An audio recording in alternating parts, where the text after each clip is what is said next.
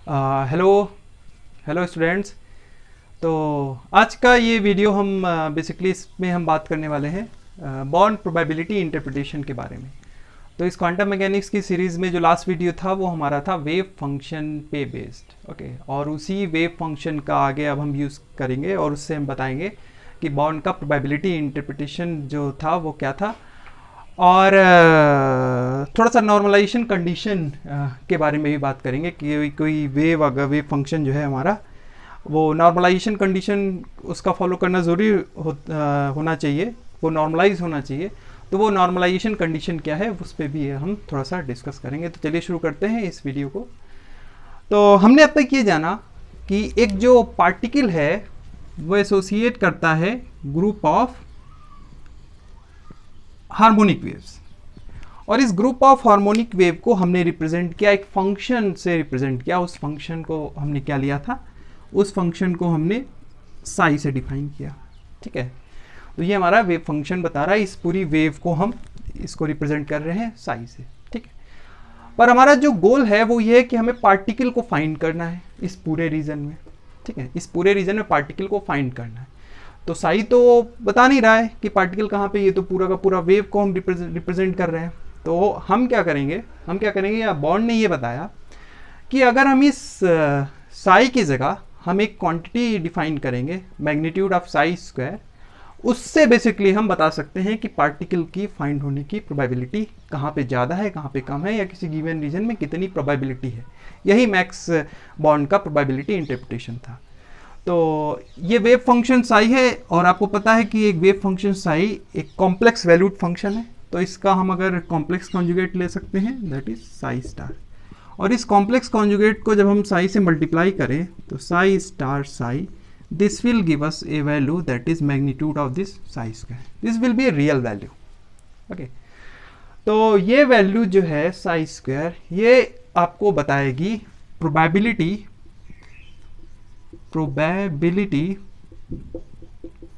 Density के बारे में, डेंसिटी के बारे में आपको ये देगी।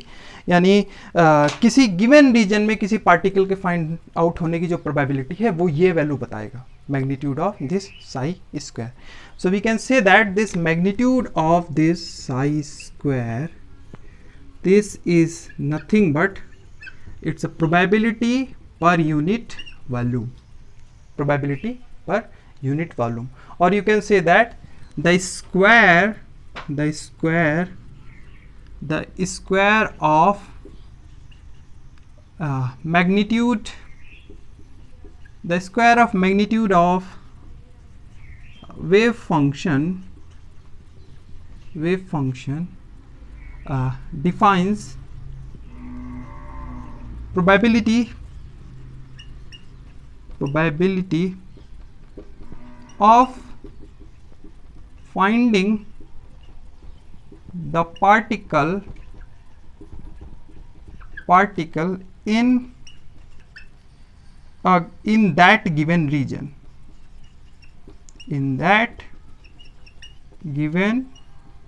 region, okay. तो यहाँ से अब हम पार्टिकल की प्रोबेबिलिटी जो है वो हम निकाल सकते हैं, ठीक है, कि किसी गिवन रीजन में कितना इसकी प्रोबेबिलिटी होगी। So that is nothing but p is directly proportional to magnitude of this psi square into v, ठीक है, v। और अगर स्मॉल रीजन के लिए तो that we can define as dv, ठीक है, जिसको हम बेसिकली बाद में इंटीग्रेट करके जिस रीजन में हमको प्रोबेबिलिटी निकालना है उस रीजन में हम इसको वेव फंक्शन को बेसिकली इस वैल्यू को इंटीग्रेट कर देंगे, ओके। तो यही है हमारा बेसिकली जो मैक्स बॉर्न का प्रोबेबिलिटी इंटरप्रिटेशन है, वो यही बताता है आपको, ठीक है। तो अब इसी का हम यूज़ करके बेसिकली नॉर्मलाइजेशन कंडीशन की स्टडी करेंगे, ओके। इसी कॉन्सेप्ट को लेके हम नॉर्मलाइजेशन कंडीशन को स्टडी करेंगे। तो अब आप समझ ही गए होंगे, ठीक है। प्रोबेबिलिटी जैसे कि किसी गिवन रीजन में, जैसे ये मान लो आप रीजन ले लो, ठीक है, तो इसमें इलेक्ट्रॉन के फाइंड आउट होने की प्रोबेबिलिटी, या एक रीजन ये ले लिया, ठीक है, इसमें आप इलेक्ट्रॉन की अलग अलग प्रोबेबिलिटी निकालेंगे। पर ये बात हमेशा याद रखेंगे, इस टोटल पूरे रीजन में जो इलेक्ट्रॉन की होने की प्रोबेबिलिटी है वो तो 1 ही होगी, और यही तो हमारी है नॉर्मलाइजेशन कंडीशन। ओके, तो नेक्स्ट इस पे डिस्कशन करने वाले हैं हम लोग, वो है नॉर्मलाइजेशन कंडीशन। और नॉर्मलाइजेशन कंडीशन इंपॉर्टेंट है वेव फंक्शन के वेल बिहेव होने के लिए। ओके, तो जब भी आपको कोई वेव फंक्शन मिला हो तो आपको ये देखना ज़रूरी रहता है कि वो वेव फंक्शन नॉर्मलाइज है कि नहीं। तो हेडिंग डालते हैं normalization condition. Normalization condition.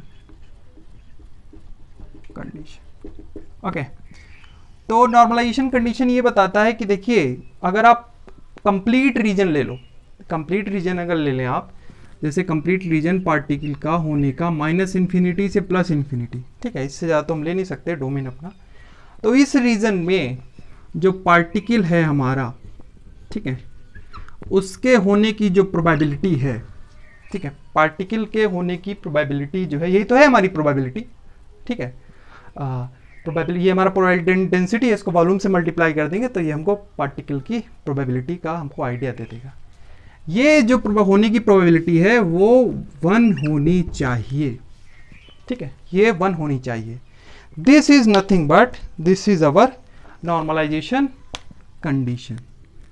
This is our normalization condition. Okay, ये हमें बार बार लगानी पड़ती है जब हम वेव फंक्शन को चेक करते हैं कि ये नॉर्मलाइज है कि नहीं। So this is our normalization condition. Okay, तो अगर ये नहीं फॉलो कर रहा है, अब इसका मतलब तो आप समझ गए होंगे ना कि जो टोटल प्रोबेबिलिटी है किसी पार्टिकल के कंप्लीट रीजन में फाइंड आउट होने की, वो हमेशा 1 होगी, ठीक है। तो अगर ऐसा नहीं हो रहा है, okay, if the total probability of finding the particle in complete या entire region is not 1, then it means the wave function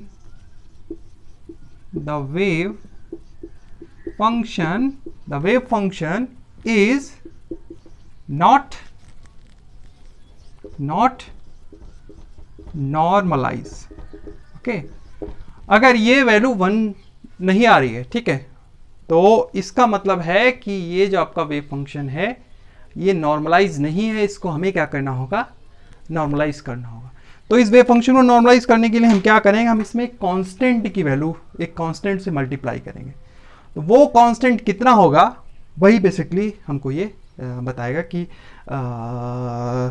condition से हम इसको निकाल लेंगे, वो कांस्टेंट है ना, और उस कांस्टेंट के मल्टीप्लाई करने के बाद हमारा जो वेव फंक्शन होगा नॉर्मलाइज हो जाएगा। Means the total probability of finding the particle in the complete region, in that case it will be 1। तो कैसे हम इसको डिफाइन कर सकते हैं, तो हम इस बार क्या करेंगे, वेव फंक्शन जो नया बना रहे हैं, नॉर्मलाइज वेव फंक्शन, मान लो n ले लेता हूँ, दैट इज एक मल्टीप्लाई कर दिया n से, तो दिट इज अवर साई, एक कांस्टेंट से मल्टीप्लाई कर दिया।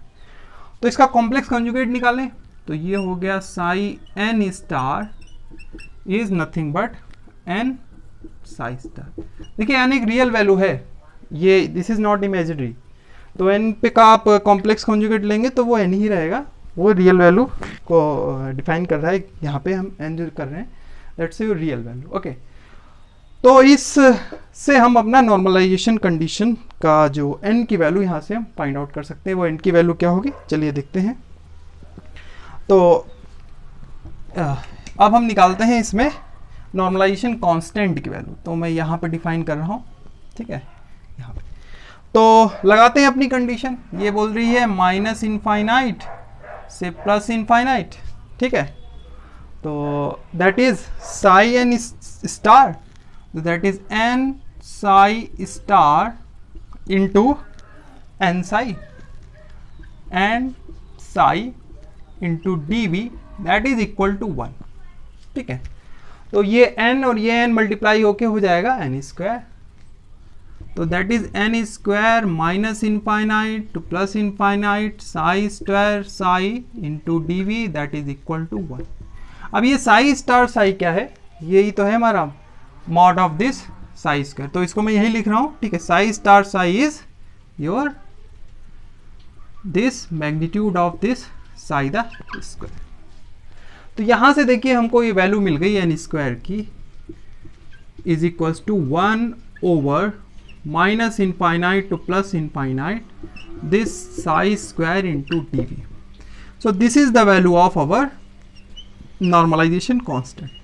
अब इस एन स्क्वायर को देखो आप अपने यहाँ पे मल्टीप्लाई कर दो, देखो टोटल आपको 1 मिल जाएगा, ठीक है।